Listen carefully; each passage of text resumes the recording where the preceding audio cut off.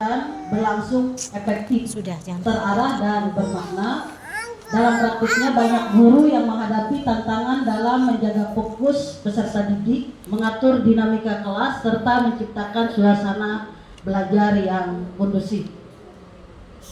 Kemudian tantangan dalam pengelolaan kelas itu yang pertama, tantangan dalam strategi mengelola kelas itu ada 5.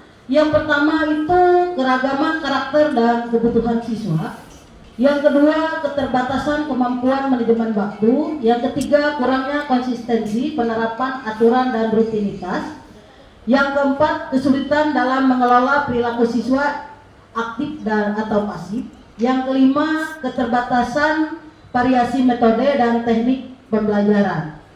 Terus tantangan yang kedua yaitu dalam menyesuaikan ritme mengajar. Itu yang pertama itu perbedaan kecepatan belajar siswa. Yang kedua, estimasi waktu yang tidak tepat. Yang ketiga, keterbatasan fleksibilitas saat pembelajaran berlangsung. Yang keempat, gangguan internal atau eksternal kelas. Yang kelima, kesulitan mempertahankan fokus dan antusiasme siswa. Terus yang ketiga, tantangannya dalam menciptakan lingkungan kelas yang kondusif itu ada 4. Yang pertama, penataan ruang kelas yang terbatas. Yang kedua, iklim emosional yang kurang positif. Yang ketiga, gangguan dari teman sebaya.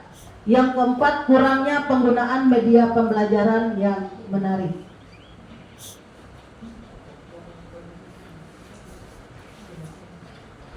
Ya, dilanjutkan oleh Bu Yupita.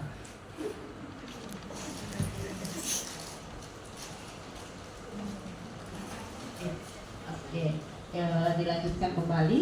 Langkah konkret dalam strategi mengelola kelas itu ada 5. Yang pertama, menyusun aturan dan rutinitas kelas atau kesepakatan kelas bersama siswa. Yang kedua, menggunakan variasi metode pembelajaran. Yang ketiga, menerapkan manajemen perilaku positif. Yang keempat, mengelompokkan siswa secara fleksibel. Yang kelima, melakukan monitoring kelas secara aktif. Langkah konkret menyesuaikan ritme mengajar. Kami ambil ada 4 langkah. Yang pertama, melakukan asesmen awal untuk mengetahui kemampuan siswa. Yang kedua, menggunakan isyarat kelas. Yang ketiga, membagi pembelajaran menjadi segmen waktu. Yang keempat, melakukan refleksi singkat di akhir pembelajaran. Ya, langkah konkret menciptakan lingkungan pembelajaran yang kondusif itu ada 6 langkah. Yang pertama, menata ruang kelas secara fungsional. Yang kedua, membangun hubungan positif dengan siswa. Yang ketiga, mewujudkan iklim emosional yang aman. Yang keempat, menghadirkan visual yang mendukung pembelajaran. Yang kelima, meminimalkan gangguan internal dan eksternal. Yang keenam, memberikan kegiatan belajar bermakna. Hasil yang dicapai. Pelaksanaan langkah-langkah konkret dalam pengelolaan kelas menunjukkan perubahan positif pada proses pembelajaran. Strategi mengelola kelas yang diterapkan seperti penyusunan aturan, variasi metode pembelajaran, dan penguatan perilaku positif menghasilkan kelas yang lebih tertib dan siswa lebih aktif terlibat dalam kegiatan belajar.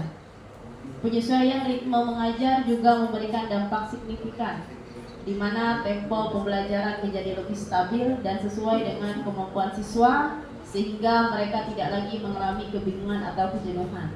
Selain itu, penciptaan lingkungan kelas yang kondusif melalui penataan ruang, hubungan positif guru dan siswa, serta penggunaan media menarik membuat suasana belajar lebih nyaman dan menyenangkan. Secara keseluruhan, langkah-langkah tersebut meningkatkan fokus, motivasi, dan interaksi siswa selama pembelajaran berlangsung. Yang terakhir, kesimpulan. Berdasarkan hasil yang diperoleh, dapat disimpulkan bahwa pengelolaan kelas yang efektif membutuhkan strategi yang tepat, ritme mengajar yang adaptif, serta lingkungan belajar yang kondusif. Penerapan strategi manajemen kelas yang konsisten mampu menciptakan suasana tertib dan mendukung keterlibatan siswa.